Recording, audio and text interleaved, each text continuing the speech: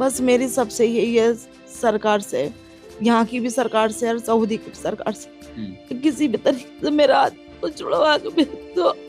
मैं बहुत परेशान हूँ अपने आदमी के लिए। एक मुस्लिम युवक होते हैं, उनके 5 बेटा और 3 बेटी होती हैं।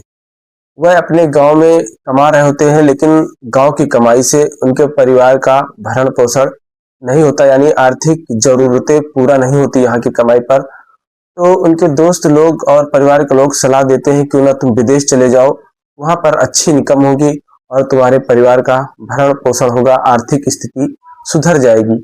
यही सोचकर वह युवक अपना वतन और अपने परिवार को छोड़कर जो है विदेश चला जाता है, सऊदीया।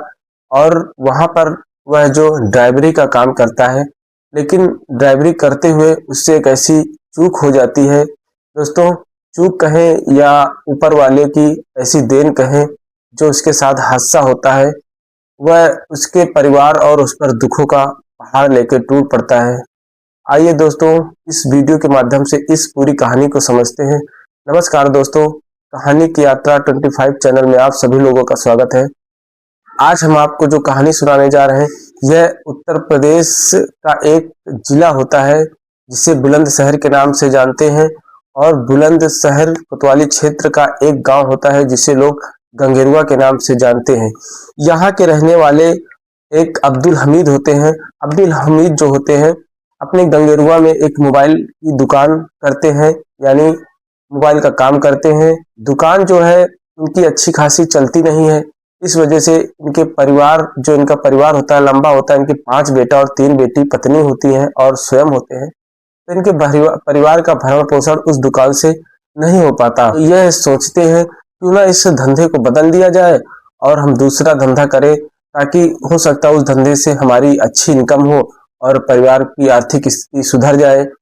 इस वजह से वह जो है लोगों की मदद लेते हैं, नाते रिश्तेदार वगैरह की, और एक ई रिक्शा अब्दुल हमीद खरीदते हैं और उस रिक्शे को चलाते हैं। कुछ दिन चलाते हैं, लेकिन उससे भी इनकी आर्थिक स्थिति नहीं सुधरती। वह परेशान हो जाते हैं। तो उनके दोस्त और उनके परिवार के लोग उनको सलाह देते हैं क्यों ना तुम विदेश चले जाओ, सऊदी अरब चले जाओ, वहां पर जो है अच्छी इनकम होगी, इससे तुम्हारे परिवार की आर्थिक स्थिति सुधर जाएगी, कोई दिक्कत नहीं होगी। तो यही सोचते हैं अब्दुल हमीद, अपने कागज पत्तर वगैरह तैयार करते हैं। और इनकी पत्नी होती है जिनका नाम अफसाना होता है, पत्नी से भी ये बातचीत करते हैं। इनकी पत्नी भी राजी हो जाती है। इस वजह से ये जो अपना वतन और अपने परिवार को छोड़कर सऊदी अरब चले जाते हैं।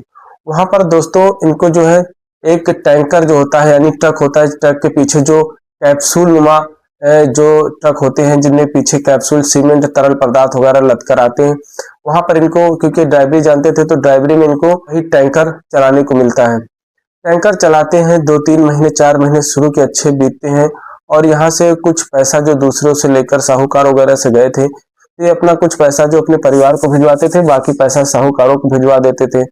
और इधर 4 महीना जब बीतते हैं अब्दुल हमीद के, तो दोस्तों एक इनके साथ ऐसा हादसा होता है। यह एक दिन अचानक हाईवे पर जो है ट्रक लेकर जा रहे होते हैं, तभी ट्रक का अगला पहिया जो है फट जाता है। और ट्रक का जब अगला पहिया फटता है, तो जो ट्रक होता है वह खाई में गिर जाता है। और यानी जब ये सीधा लेकर जाते हैं, तो बाईं तरफ जो है ट्रक गिरता है, ट्रक का इंजन चला जाता है, और जो उसका कैप्सूल लदा होता है, जो टैंकर होता है, वह सड़क की तरफ आ जाता है दाहिनी ओर। और जो है जब इधर टैंकर यानी कैप्सूल गिरता है, तो इधर सामने से एक गाड़ी आ रही होती, जिससे कि वो जो कैप्सूल होता है उनकी गाड़ी में टकरा जाता है। टकराने के बाद अब्दुल हमीद तो उधर गिरते हैं, किसी तरीके बच जाते हैं, लेकिन जो इधर गाड़ी आ रही होती, इससे एक भीषण टक्कर हो जाती है, जिसकी वजह से उसकी गाड़ी क्षतिग्रस्त हो जाती है और वह व्यक्ति घायल हो जाता है। उसको वहां के जो ट्रैफिक सिक्योरिटी होती है, उसी तरीके वहां पर भी होती है। वह दोस्तों जो है उसको उठाते हैं, उठाने के बाद वहां के अस्पताल में भर्ती कराते हैं। भर्ती कराने के बाद डॉक्टर इलाज करते हैं, लेकिन दोस्तों पहले खबर मिलती है कि वो सही हो गए हैं, मतलब सही हो जाएंगे। लेकिन पता चलता है जब भर्ती कराते हैं, तो वह युवक जो है किसी तरीके थोड़ा बहुत होश में रहता है, लेकिन उसकी मृत्यु हो जाती है। इधर अब्दुल हमीद का जो थोड़ा बहुत ट्रीटमेंट होता है वो सही हो जाते हैं, इनके ज्यादा गंभीर चोट नहीं लगती। अब जब इसकी मृत्यु हो जाती है वहां के सऊदी अरब युवक की, तो जो अब्दुल हमीद होते हैं उनको पुलिस जेल में डाल देती है। जेल में डालने के बाद जब यह खबर उनके गांव तक पहुंचती है तो वाकई में उनके बीवी का रो रो कर बहुत बुरा हाल हो जाता है और उसी के सदमे में उनको जो है पैरालिसिस की शिकार हो जाती है। यानी ईश्वर का ऐसा प्रकोप हो जाता है कि जो है इधर ये भी पैरालिसिस की शिकार हो जाती हैं, उधर अब्दुल हमीद जेल में चले जाते हैं और इनके 5 बेटियां 3 बेटी छोटे छोटे होते हैं। बेटे की भी आर्थिक स्थिति अच्छी नहीं होती। अब जो है इधर ये आस होती कि 1 महीने 2 महीने में छूट जाएंगे, क्योंकि उन्होंने जानबूझकर अब्दुल हमीद ने गलती नहीं की थी। ये कहें तो ऊपर वाले की कृपा है कि अचानक उनका टायर फटा, क्योंकि इसको तो कोई जानकर ये हादसा करता नहीं। अभी सांस में कि 2 महीने 3 महीने में छूट जाएंगे, लेकिन दोस्तों 8-10 महीने हो गए, अब्दुल हमीद जो है छूटे नहीं। उनकी पत्नी का रो रो कर बुरा हाल है। वो पैरा यहाँ की भी सरकार से और सऊदी की भी सरकार से किसी भी तरीके से मेरा आदमी को छुड़वा के भेज दो। मैं बहुत परेशान हूँ अपने आदमी के लिए। पैरालिसिस की शिकार वो बिस्तर पर ही पड़ी रहती है। उनके परिवार के लोग जो है उनकी मदद करते हैं और उनके बच्चों को यहाँ तक कि पेट भर खाना भी नसीब नहीं होता। यानी आर्थिक स्थिति उनकी बहुत गड़बड़ है। और उनकी बीवी से जब मीडिया वालों ने पूछा तो उनकी बीवी ने एक बार भी पैसे का जिक्र नहीं किया कि हमको पैसे की परेशानी है।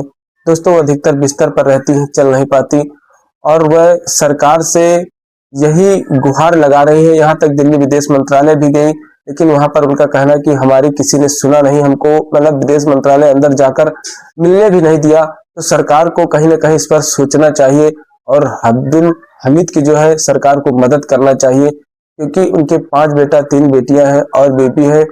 अगर उनसे कोई दोष नहीं हुआ तो सरकार को मदद कर कर उनको जो है भारत वापस लाना चाहिए। इस कहानी के जरिए दोस्तों इस खबर को मैं सरकार तक पहुंचाने का प्रयास कर रहा हूं, जिससे कोई और भी सुने तो कम से कम अब्दुल हमीद की मदद हो सके। इंसानियत नाते जात पात से कोई लेना देना नहीं है, क्योंकि इंसान ही इंसान के काम आता है।